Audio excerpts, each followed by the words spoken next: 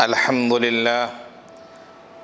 لله نحمده ونستعينه ونستغفره ونؤمن به ونتوكل عليه ونعوذ بالله من شرور أنفسنا ومن سيئات أعمالنا من يهده الله فلا مضل له ومن يضلله فلا هادي له ونشهد أن لا إله إلا الله وحده لا شريك له ونشهد أن محمدًا عبده ورسوله أصلي وأسلم عليه وعلى آله وصحبه وأزواجه وذريته ومن تبعهم بإحسان إلى يوم الدين أما بعد فإن الله تبارك وتعالى قال في القرآن المجيد والفرقان الحميد أعوذ بالله من الشيطان الرجيم بسم الله الرحمن الرحيم يا أيها الذين آمنوا قوا أنفسكم وأهليكم نارا میرے دوستوں، بھائیوں اور دیگر سامعین و سامعات، حاضرین و حاضرات، آج کے پروگرام کا جو عنوان ہے وہ ہے بیوی بچوں یعنی آل و اولاد کے حقوق۔ اللہ تعالیٰ نے ایک انسان کو جب اس دنیا میں بنایا اور اسے بھیجا، سب سے پہلے انسان جنہیں ہم اور آپ حضرت آدم علیہ السلام کے نام سے جانتے ہیں، یاد کرتے ہیں، یقیناً ان کو جب یہاں بھیجا گیا تو کچھ ذمہ داریاں دی گئیں، کچھ اوامر دیے گئے اور بعض منہیات دیے گئے، یعنی بعض چیزوں سے روکا گیا، بعض چیزوں کے کرنے کا حکم دیا گیا۔ اور حضرت آدم علیہ السلام سے انسانوں کی نسل شروع ہوتی ہے، جس کو قرآن کریم نے کہا من نفس واحدہ، ایک جان سے اللہ تعالیٰ نے نسل انسانی کو بڑھانا شروع کیا، اور ایک سلسلہ چلتا رہا یہاں تک کہ بہت سارے انسان اس دنیا میں وجود میں آئے اور وجود میں آ رہے ہیں اور قیامت تک آتے رہیں گے۔ یا ایھا الناس انا خلقناکم من ذکر وانثی وجعلناکم شعوبا وقبائل لتعارفوا ان اکرمکم عند اللہ اتقاکم۔ اللہ تعالیٰ نے لوگوں کو ایک مرد اور ایک عورت سے پیدا کیا ہے، اور پھر نسل بڑھتی رہی، لوگ بڑھتے رہے۔ اللہ تعالیٰ نے لوگوں کو قبائل میں، گروہوں میں، جماعت میں تقسیم کر دیا ہے۔ کیوں؟ لتعارفوا، تاکہ تم آپس میں ایک دوسرے کو جان سکو۔ خیر، یہ ایک تفصیلی موضوع ہے اور تفصیلی بحث ہے، میں زیادہ تفصیل میں جانا نہیں چاہتا۔ میں آپ کے سامنے یہ عرض کرنا چاہتا ہوں کہ اللہ تعالیٰ نے انسانوں کو کچھ ذمہ داریاں دی ہیں۔ ایک انسان کبھی وہ والد ہوتا ہے، وہ معلم بھی ہو سکتا ہے، وہ قاضی اور مفتی بھی ہو سکتا ہے، وہ عام انسان بھی ہو سکتا ہے۔ اس کے ساتھ کچھ ذمہ داریاں ہیں، مختلف قسم کی ذمہ داریاں ہیں۔ کچھ حقوق تو ایسے ہیں جن کا تعلق حقوق اللہ یعنی اللہ کے حقوق سے، اور کچھ حقوق ایسے جن کا تعلق حقوق العباد سے ہوتا ہے، بندوں کے حقوق سے ہوتا ہے۔ بیوی اور بچوں کا تعلق یہ بھی بندوں کے حقوق سے، کہ ہم اپنی بیوی کے ساتھ، اپنے گھر والی کے ساتھ، اپنی اہلیہ کے ساتھ، اپنی وائف کے ساتھ، اور پھر اس کے ساتھ ساتھ اپنی آل و اولاد کے ساتھ، اپنے بچے اور بچیوں کے ساتھ ہمیں کیسا سلوک کریں۔ اسلام نے کیا تعلیم دی ہے ہمیں؟ اسلام ہم سے کیا مطالبہ کرتا ہے؟ کیا صرف شادی کر لینا اور اس کے بعد شوہر بیوی کا تعلق قائم ہو جانا، آل و اولاد کا پیدا ہونا، بس یہی کافی ہے؟ کہ ان آل و اولاد کی ذمہ داریاں بھی ہمارے سر ہیں؟ تو میں آپ سے بتانا چاہوں گا کہ اللہ تعالیٰ نے آل و اولاد کی کچھ ذمہ داریاں ہم سے متعلق کی ہیں۔ ایسا نہیں ہے کہ ہم آزاد ہیں۔ ہمارے ماتحت جو افراد ہیں آپ کی جو وائف ہوئی، اہلیہ ہوئی، جو آپ کے ماتحت ہیں، ان کی بھی کچھ ذمہ داریاں آپ کے سر ہیں۔ آپ کے ساتھ نوکر چاکر ہیں، خادم ہیں، آپ کسی ادارے کی ذمہ دار ہیں، آپ کے تحت جو ملازمین ہیں، جو اسٹاف ہے، جو کام کرنے والے ہیں، ان کے کچھ حقوق آپ سے وابستہ ہیں۔ آپ کے لیے ضروری ہے اور انتہائی ضروری ہے کہ آپ ان حقوق کا خیال رکھیں، ان حقوق کو ادا کریں۔ اگر آپ ان حقوق کو ادا نہیں کرتے تو آپ گنہگار ہوں گے، عند اللہ گنہگار ہوں گے، اللہ کے نزدیک مجرم ہوں گے آپ۔ اللہ اگر چاہے تو آپ کی گرفت نہ کرے، اور اگر اللہ چاہے تو آپ کی گرفت کر لے گا، اس لیے کہ حقوق العباد سے متعلق مسئلہ ہے، بندوں کے حقوق سے مسئلہ ہے۔ بندے جب تک معاف نہیں کریں گے اللہ تعالیٰ آپ کی گرفت کر سکتا ہے۔ اس لیے بندوں کا معاملہ بندوں سے مکمل کر لینا چاہیے، اپنی ذمہ داریوں کو نبھانا چاہیے اور سمجھنا چاہیے۔ ایک اہلیہ کی بھی ذمہ داری ہوتی ہے کہ وہ اپنے شوہر کے حقوق کو سمجھے، شوہر کی پاسداری کرے، شوہر کی باتوں کو امانت سمجھے، شوہر کی باتوں کو ایمانداری کے ساتھ رکھے، اور شوہر کی بات کو سمجھے، اس پر عمل کرے۔ یہ ایک اہلیہ کی ذمہ داری بھی ہے، اور ایک شوہر کی ذمہ داری ہے کہ آپ نے نکاح کے 2 بول بولے ہیں، اور آپ نے اپنی زوجیت میں ایک عورت کو، ایک لڑکی کو لیا ہے، قبول کیا ہے، تو اس کی دیگر چیزوں کا خیال رکھیں۔ آپ اس کے کھانے پینے کا خیال رکھیں، اس کے اوڑھنے بچھونے کا خیال رکھیں، اس کے رہن سہن کا خیال رکھیں، اس کی دنیاوی معاملے کا خیال رکھیں، اس کے دینی معاملے کا خیال رکھیں۔ ان چیزوں کا خیال رکھنا اور دنیا اور آخرت دونوں کے لیے فکر مند ہونا انتہائی ضروری ہے۔ میں نے جو قرآن کی آیت پڑھی آپ کے سامنے خطبے میں، اللہ تعالیٰ کا ارشاد گرامی ہے، یا ایھا الذین آمنوا، اے ایمان والو، قوا انفسکم واہلیکم نارا، اے ایمان والو اپنے آپ کو، اپنی ذات کو، واہلیکم اور اپنے اہل و عیال کو۔ اہل و عیال میں بیوی بھی شامل ہے، آپ کی وائف بھی شامل ہے، آپ کے لڑکے بھی شامل ہیں، آپ کی لڑکیاں بھی شامل ہیں، آپ کے بچے بچیاں سب شامل ہیں۔ تو اللہ تعالیٰ نے فرمایا ایمان والو، قوا انفسکم واہلیکم نارا، اپنے آپ کو، اپنے اہل و عیال کو جہنم سے بچاؤ۔ جہنم سے کیسے بچائیں گے آپ ان کے دین کے فکر کریں گے۔ عام طور سے ہوتا ایسا ہے میرے دوستو، یہ ایک مشاہدہ ہے، یہ حقیقت ہے، اگرچہ ایک کڑوی حقیقت ہے، لیکن حقیقت ہے یہ کہ ہم اپنی بیوی اور اپنے بچوں کی دنیاوی ضرورتوں کی بہت فکر کرتے ہیں۔ ان کو ہم کیا کھلائیں، ان کو ہم کیا پلائیں، کیا ہم انہیں پہننے اوڑھنے کے لیے دیں، ان کو ہم کس طرح رکھیں، کیسے گھر میں رکھیں، گرمی کا موسم ایئر کنڈیشن میں رکھیں، آرام دہ جگہ میں رکھیں، سردی کا موسم ہے سردی سے بچنے کی صورت پیدا کریں۔ یہ سب وہ باتیں ہیں کہ ہم اپنی بچوں اور اپنی آل و اولاد، اپنے گھر والوں کے سلسلے میں فکر مند ہوتے ہیں، لیکن ہم ان کی اخروی زندگی کے بارے میں، ان کے دینی امور کے بارے میں، دینی پہلو کے متعلق ہم بالکل فکر مند نہیں ہوتے۔ ہم سمجھتے ہیں کہ وہ دنیا کا مسئلہ ہے، آخرت کا مسئلہ کوئی مسئلہ نہیں ہے۔ یہ ہماری کج فہمی ہے، یہ ہماری غلط فہمی ہے، یہ انتہائی غلط سوچ ہے۔ دنیا سے زیادہ آخرت کا مسئلہ اہم ہے۔ دنیا کی زندگی تو چند سالہ زندگی ہے، چند سال کے بعد یہ زندگی گزر جائے گی، ختم ہو جائے گی، لیکن موت کے بعد جو زندگی شروع ہونے والی ہے، آخرت کے بعد جو زندگی شروع ہونے والی ہے، اس زندگی کی کوئی انتہا نہیں ہے، وہ ان لمیٹڈ حیات ہے، اس کی کوئی لیمٹ نہیں ہے۔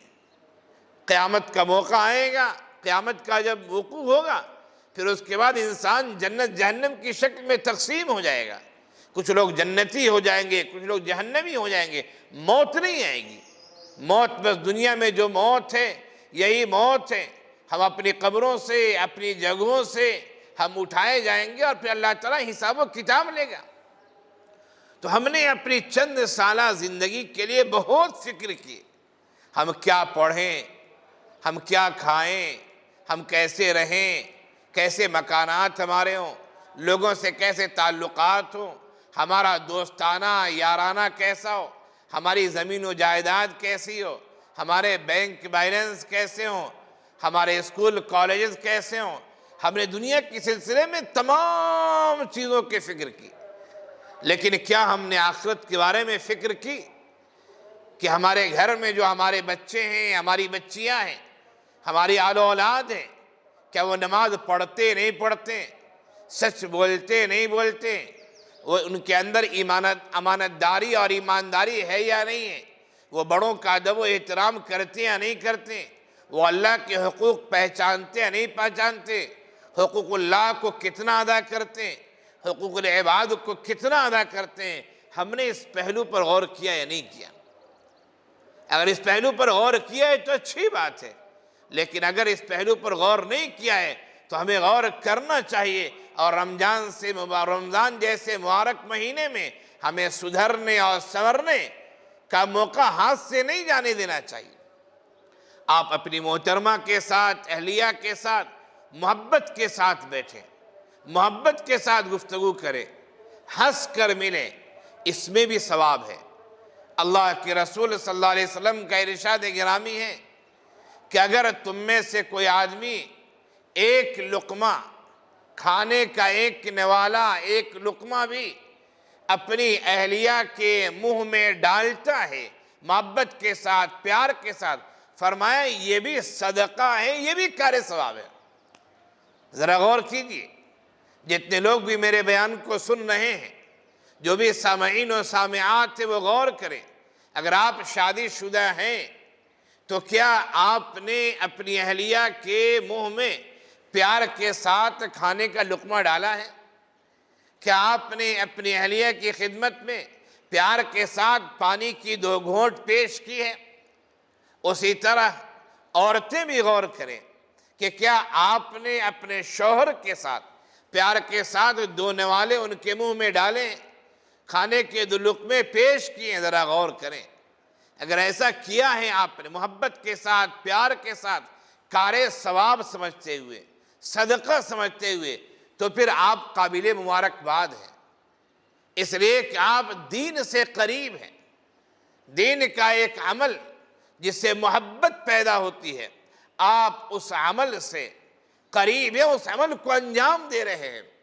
اور اگر نہیں کرنے تو پھر ایسے اعمال کرنے چاہیے جن کا تعلق ثواب سے، جن کا تعلق دینی امور سے، جن کا تعلق آخرت سے، جن کا تعلق موت کے بعد کی زندگی سے ہے، اور جن کا تعلق اس زندگی سے بھی ہے جس زندگی میں اللہ تعالیٰ نے یہ فرمایا وَمَا آتَاكُمُ الرَّسُولُ فَخُذُوهُ وَمَا نَهَاكُمْ عَنْهُ فَانْتَهُوا، کہ رسول تمہیں جو کچھ دیں تم اسے لے لو، پکڑ لو، تھام لو، عمل کرو، اور رسول جن چیزوں سے منع کرے ان چیزوں سے تم رک جاؤ، گریز کرو، بچ جاؤ۔ یہ نبی نے ہمیں سکھایا ہے، قرآن کریم کی یہ تعلیم ہے، اللہ کا فرمان ہے، اور خود اللہ کے رسول صلی اللہ علیہ وسلم نے اپنی 10ویں 20ویں حدیث میں یہ بات کہی کہ میری بات کو مضبوطی سے تھام لو، پکڑ لو، لے لو، اس پر عمل کرو، تمہاری آخرت بھی بن جائے گی اور تمہاری دنیا بھی بن جائے گی۔ یہ تو میں کہہ رہا تھا اہلیہ، وائف اور اپنی محترمہ کے متعلق کہ ان کے حقوق کو پہچانیے۔ صرف شادی کر لینا، نکاح میں لے آنا، اپنی زوجیت میں رکھ لینا یہی کافی نہیں ہے، بلکہ ایک اجنبی گھر کی عورت آپ کے ساتھ نکاح کے 2 بول کے بعد آئی ہے، ایجاب و قبول کے بعد آئی ہے، آپ اس عورت کے حقوق کو پہچانیے۔ آپ شوہر ہیں، آپ کا گھر ہے، آپ کا مکان ہے، آپ کے پڑوسی ہیں، آپ کا خاندان ہے، اس کے درمیان ایک اجنبی عورت اپنے گھر کو چھوڑ کے آئی ہے، اپنے والدین کو چھوڑ کے آئی ہے، اپنے بھائی بہنوں کو چھوڑ کے آئی ہے، اپنے رشتہ داروں کو چھوڑ کے آئی ہے۔ شوہروں کو چاہیے کہ اپنے حقوق سمجھیں اور حقوق ادا کرنے کی کوشش کریں۔ ہماری گفتگو کا دوسرا پہلو ہے کہ اولاد کے حقوق بھی کیا ہے، اولاد کے حقوق بھی سمجھنے چاہیے۔ عام طور سے ہم نے اپنی اولاد کے کھانے پینے کی فکر کر لی، لیکن اپنی اولاد کی دینی تربیت کی فکر ہم نے نہیں کی۔ اللہ کے رسول صلی اللہ علیہ وسلم کا ارشاد گرامی ہے، انتہائی غور سے سنیں، اپنے ذہن و دماغ کے خانوں میں پیوست کر لیں، بیٹھا لیں، یاد کر لیں اس حدیث کو۔ اللہ کے رسول صلی اللہ علیہ وسلم کا ارشاد گرامی ہے، ادبوا اولادکم علی ثلاث خصال، ادبوا اولادکم علی ثلاث خصال، حب نبیکم وحب اہل بیتہ، حب نبیکم وحب اہل بیتہ وقراءۃ القرآن۔ اللہ کے رسول صلی اللہ علیہ وسلم کا ارشاد گرامی ہے کہ اپنی اولاد کی تربیت تین چیزوں پر کرو۔ ادبوا اولادکم علی ثلاث خصال، اپنے اولاد کی تربیت تین چیزوں پہ کرو۔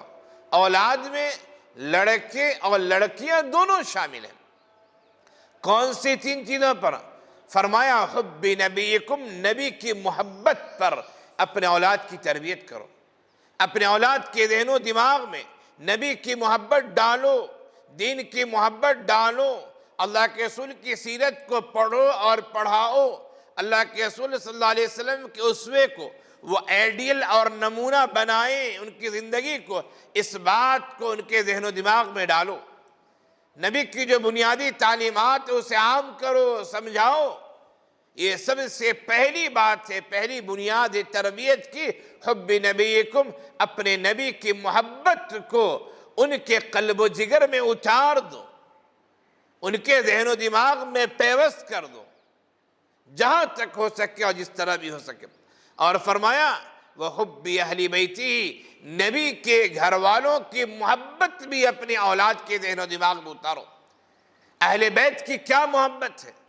کون ہے ازواج مطہرات؟ کون ہے اولاد نبی؟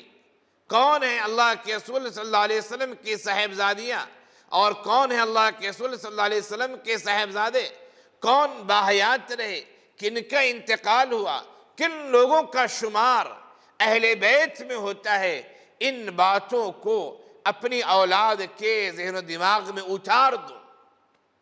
حب اہل بیتی، نبی کے اہل بیت کی محبت کو اتار دو۔ یہ دوسرا پوائنٹ ہمارے نبی نے ہمیں بتایا۔ اور تیسری بات یہ فرمائی وقراءۃ القرآن، یعنی حب قراءۃ القرآن، قرآن کریم کے پڑھنے کی محبت ذہن و دماغ میں اتار دو۔ قرآن کریم کی تلاوت کی محبت پر اپنے اولاد کی تربیت کرو۔ یہ جو حدیث میں نے سنائی آپ کو، روایت کے لحاظ سے، سند کے لحاظ سے اگرچہ ضعیف روایت ہے، بہت ضعیف نہیں ہے، ضعیف روایت ہے، لیکن اس سے فضائل کے باب میں، تربیت کے باب میں، اخلاقیات کے باب میں، تعلیم و تعلم کے باب میں اس سے استفادہ کیا جا سکتا ہے۔ تو ہمارے نبی نے کیا فرمایا اولاد کے بارے میں؟ فرمایا اپنے اولاد کی تربیت کرو تین چیزوں پر، نبی کی محبت پر، اہل بیت کی محبت پر، اور قرآن کی قرأت یعنی تلاوت کی محبت پر۔ جب ہم اپنی اولاد کے بارے میں یہ فکر مند ہوں گے تو انشاءاللہ ہماری اولاد اچھی ہوگی۔ آج کل سماج میں شکایت ہے، یہ عمومی شکایت ہے، ہم لوگوں کے پاس یہ شکایتیں آتی رہتی ہیں۔ لوگ کہتے رہتے ہیں مولانا کوئی تعویذ دے دیجئے، مولانا دعا کر دیجئے، مولانا ذرا میری اولاد کو سمجھا دیجئے کہ اولاد میری بات ہی نہیں مانتی، میرے بچے میری بات ہی نہیں مانتے، میری بچیاں میری بات ہی نہیں مانتی۔ یہ لوگ کہتے رہتے ہیں۔ آخر ایسا کیوں ہو رہا ہے؟ آپ کی اولاد آپ کی بات کیوں نہیں مان رہی ہے؟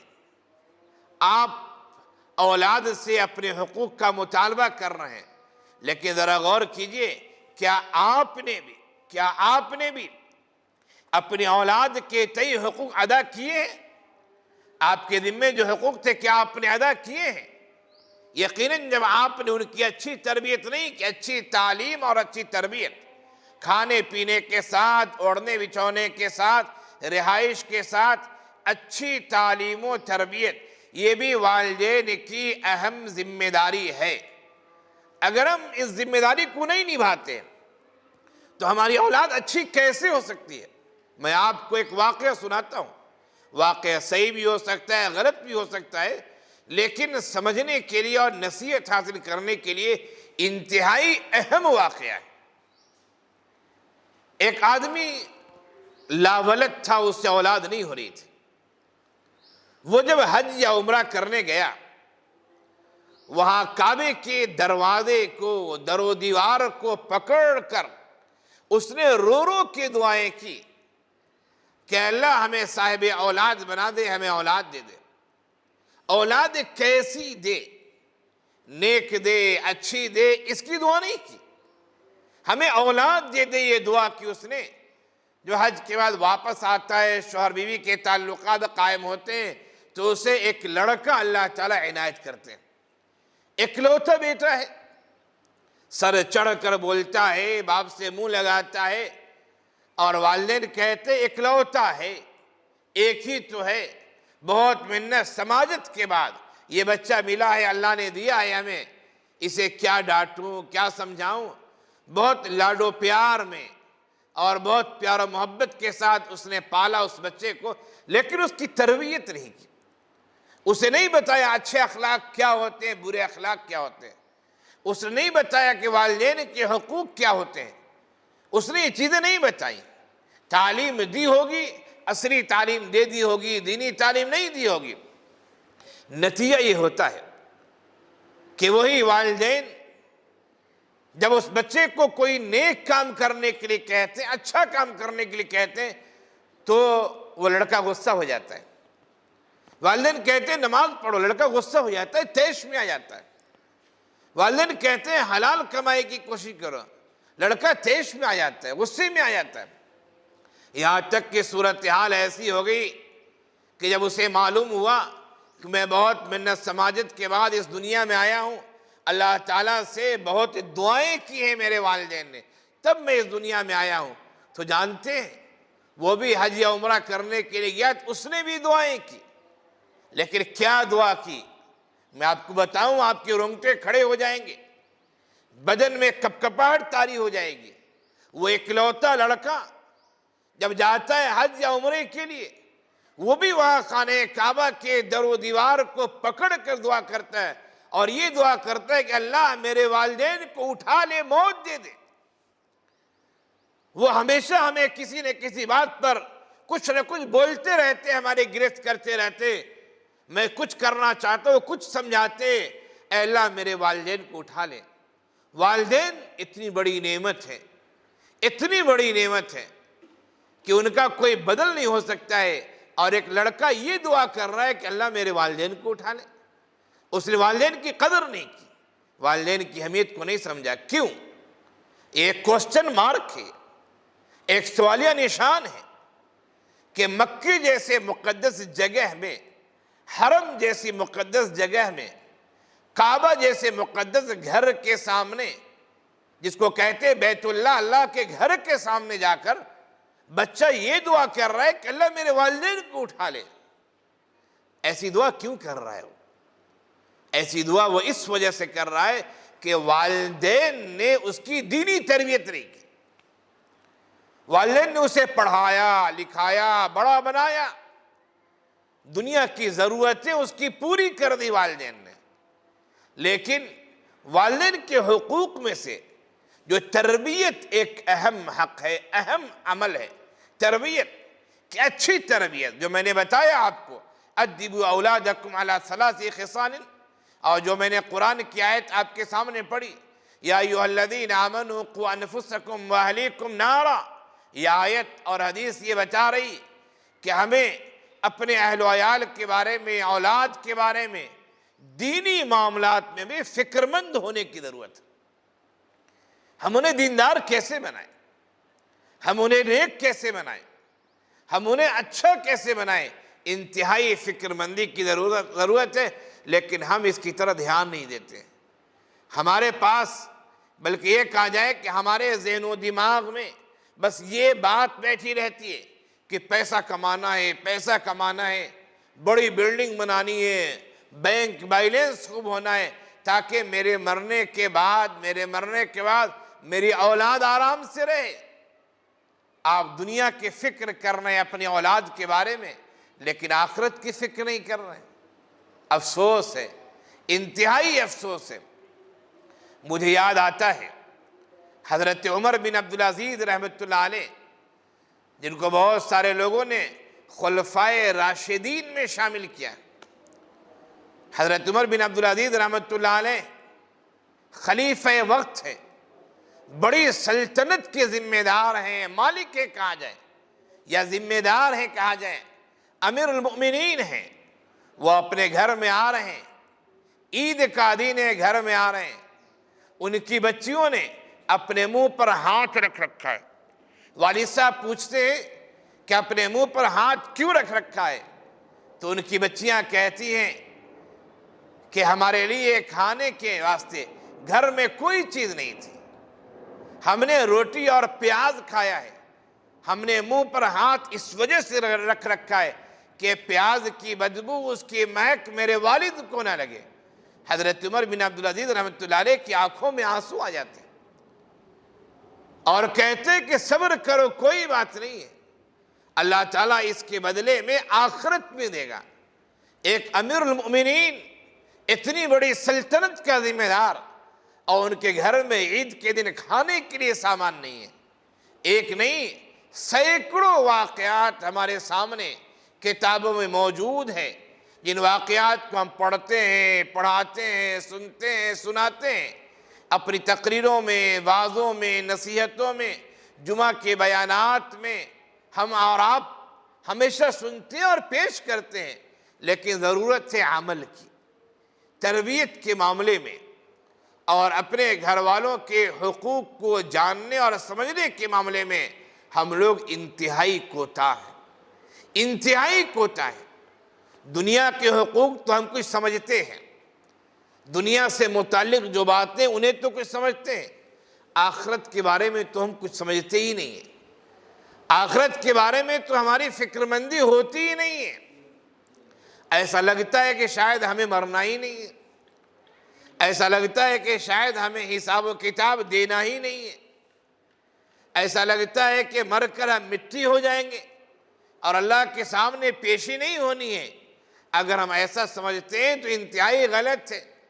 اللہ کے سامنے ہماری پیشی ہونی ہے، ہمیں زندہ کیا جائے گا، ہم سے ہماری ذمہ داریوں کے بارے میں پوچھا جائے گا، ہم سے متعلق حقوق کے بارے میں پوچھا جائے گا کہ تو نے کتنا کام کیا، کتنی ذمہ داری نبھائی، کتنا کام تو نے شریعت کے مطابق کیا، اور کتنا کام تو نے اپنے نفس کو خوش کرنے کے لیے کیا۔